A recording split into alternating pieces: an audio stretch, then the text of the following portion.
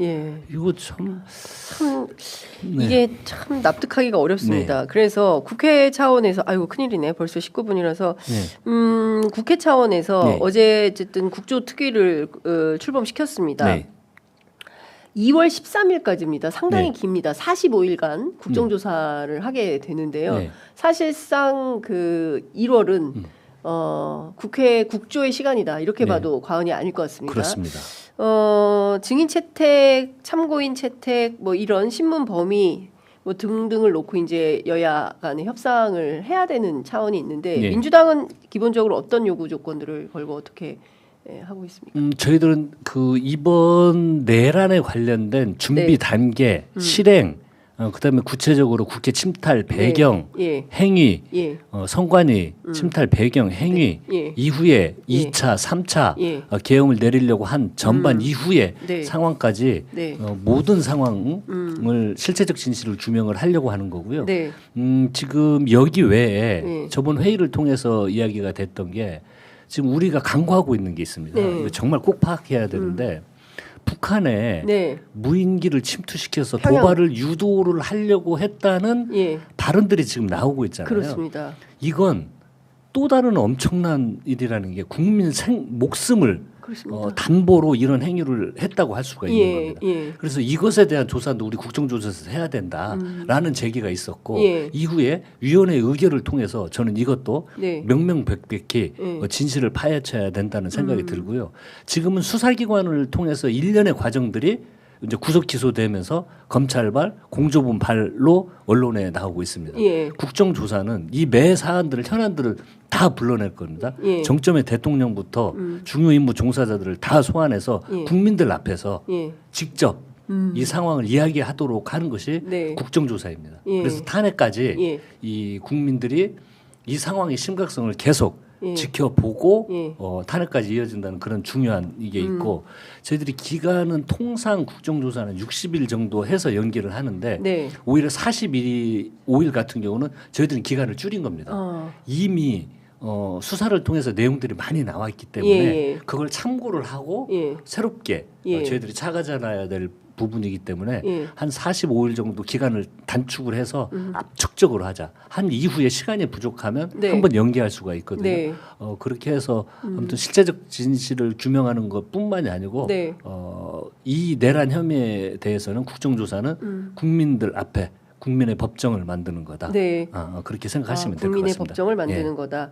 그 말씀 주신 대로 지금 보니까 이제 세 트랙으로 진행이 되는 것 같습니다. 예. 헌법재판소에서는 피소추인 윤석열에 대한 탄핵 심판이 진행이 되는 것이고요. 그리고 그 법원 검찰에서는 수사와 재판, 형사 재판이 이제 진행이 돼야 되는데 저렇게 버티고 협조를 안 하고 있는 것이고, 이제 국회에서는 실제로 국정조사를 통해서 국민의 법정을 열어서 국민들이 직접 당사자들을 전부 불러가지고 어떤 일들이 있었는지 실제로 그 실체를 규명하는 이 과정에 돌입을 한 거다. 그러니까 전반적으로 보면 1, 2월이 굉장히 뜨거운 달이 될 수밖에 없겠다. 그럴 겁니다. 라는 생각이 좀 드네요. 그 앞서 이제 외환 말씀해 주셨는데 이 내란의 본질은 외환이다. 이제 그 오물풍선 원점 타격도 그렇고 연평도의 그 400발 포사격 문제도 그렇고 이런 등등을 볼 때 외환을 일으켜서 비상계엄을 하려고 했었다라는 것도 하나 있지만 계엄이 끝났는데도 국회의장 공관에 군인들을 보내고요. 그리고 또 이진우 사령관을 통해서도 확인된 건데 내가 필요하면 2차, 3차 계엄하면 계속해라 이렇게 주문을 하지 않습니까? 그래서 2차 계엄 또는 3차 계엄의 위험과 준비를 했었다. 이것도 좀 내용에 포함이 되어야 되지 않겠습니까? 네. 이 모든 지금 방금 말씀하신 모든 내용들은요. 네. 이제 위원회가 출범을 했기 때문에 네. 위원회 구성이요. 예. 저희 민주당 10, 예. 그다음에 용해인 의원, 예. 그다음에 국힘이 7명입니다. 외환 이런 어떤 유도 네. 관련 예. 2차, 3차 관련 국회의장 예. 해제 이후에 예. 군인이 파견된 이후 이런 모든 것들을 다 조사할 겁니다. 네네네. 위원회 의결로 다 할 수가 어허, 있거든요. 예. 그래서 아무튼 국정조사에서는 이 전반의 모든 내용들을 네. 빠짐없이 다 위원회 의결을 통해서 조사할 수 있다고 네. 되고 그리고 저희들이 뭐 서류 조사 부처 업무 보고가 다 있을 네네네. 거고요. 아마 업무 보고 할 때도 1년의 과정이 다시 한번 다 상기가 될 겁니다. 업무 보고를 하고 조사를 할 겁니다. 예. 서류 조사를 하기도 하고 예. 관련된 사람은 저희들이 직접 또 조사를 예. 하고 그래서 그 과정을 국민들에게 다 현장도 밝힐 가십니까? 거고 현장? 당연히 현장도 갑니다. B1 벙커도 가십니까?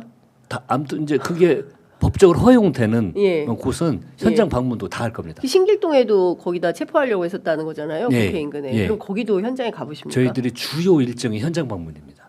현장에 가서 예. 그 일련의 과정들을 재구성 예. 하는 과정이 예. 이 청문회 전에 다 이루어질 겁니다. 현장 조사를 먼저 하고 그럼 그렇습니다. 본격적인 청문회는 언제부터 하게 될까요? 그건 이제 45일 동안에 예. 그 계획을 다 짜고 있습니다. 예.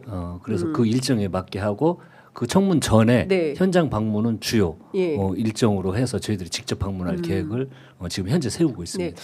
근데 과거에 이제 박근혜 국정농단 때도 보면 그때는 이제 새누리당이었는데 뭐 협조가 좀 잘 안 되거나 특히 지난번에도 이제 이태원 참사와 관련해서 국조할 때도 아예 단체로 안 나와 버린다거나 뭐 이렇게 해태하는 경우가 왕왕 있어서 국민의힘 문제를 어떻게 할 건지가 참 중요한 우리 정치의 과제입니다.